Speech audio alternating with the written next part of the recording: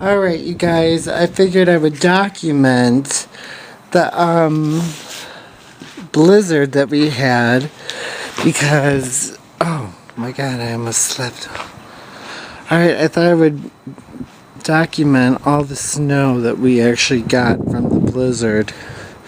Just do a little walk around here. This is outside my complex.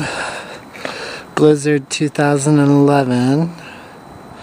There's my tree buried in the snow. There's a mountain of snow that's almost halfway up the side of the building. It's pretty cool. A lot of snow.